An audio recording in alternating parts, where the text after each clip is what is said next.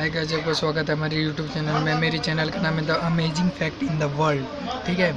और अभी से लाइक, सब्सक्राइब एंड कमेंट करना मत भूलिएगा। अब चलिए, हम आज का हमारा मतलब मैथ का चैप्टर है संख्या पद्धति, नंबर सिस्टम्स, ठीक है।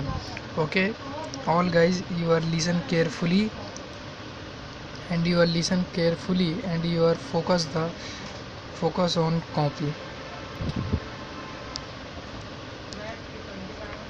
धनात्मक संख्याएं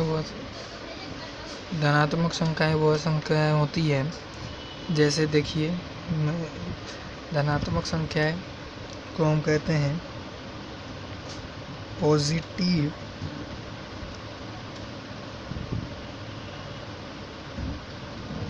टर्मिनल। धनात्मक संख्याएं को हम कहते हैं पॉजिटिव टर्मिनल। जैसे धनात्मक संख्या हैं, एग्जाम्पल दे रहा हूँ इनका एग्जाम्पल है धनात्मक संख्याएं का 1, 2, 3, 4, 5, 6 एंड ऐसी आगे चल के ETC। धनात्मक संख्याएं हो गया। धनात्मक संख्या को अब है हमारा मतलब मिशन कि धनात्मक संख्याएं को हम पॉजिटिव टर्मिनल को हम कैसे नंबर लाइन पर शो कर सकते हैं। नंबर लाइन पर शो करने का मतलब कैसे इसे दर्शा सकते हैं। तो सबसे पहले हम एक बिंदु लेंगे जिसे हम जीरो लिखते हैं, जीरो। और मतलब बिंदु के राइट तरफ हम लिखते हैं 1, 2, 3, मतलब पॉजिटिव टर्मिनल वाली संख्याएं लिखते हैं, जैसे 1, 2, 3, 4, 5, 6 ऐसे ही आगे ETC। और इसके मतलब इसके लेफ्ट टर्मिनल की तरफ अब ऋणात्मक संख्याएं लिखते हैं। ऋणात्मक संख्याएं का मतलब मैं बता रहा हूँ दोस्तों। ऋणात्मक संख्याएं वह संख्याएं होती है जिन्हें हम नंबर लाइन के लेफ़्ट तरफ लिख सके। लेफ़्ट तरफ मतलब ये जीरो के लेफ़्ट तरफ। जैसे एग्जाम्पल दे रखा है -1, -2, -3, -4, -5, -6 एंड ETC। ठीक है, अब हम देखेंगे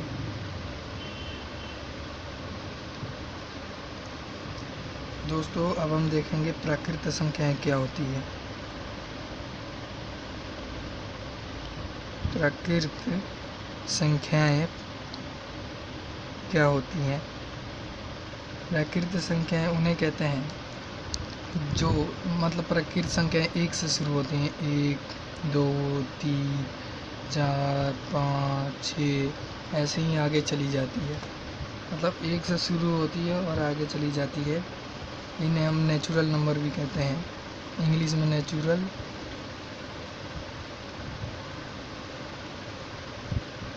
नंबर कहते हैं। इन्हें नेचुरल नंबर ही इंग्लिश में कहते हैं। और इसे प्रतीक n से दर्शाया जाता है प्राकृतिक संख्याओं को। अब दोस्तों समझ गए होंगे प्राकृतिक संख्या क्या होती है। 1 से शुरू होती है और ETC इनफाइनाइट तक चली जाती है।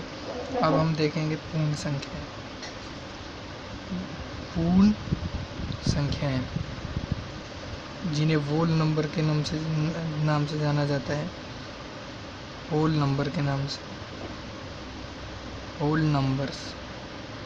पूर्ण संख्याएं वह संख्या होती है जैसे वह 0 से शुरू होती है, 0, 1, 2, 3, 4, 5 ETC, ठीक है।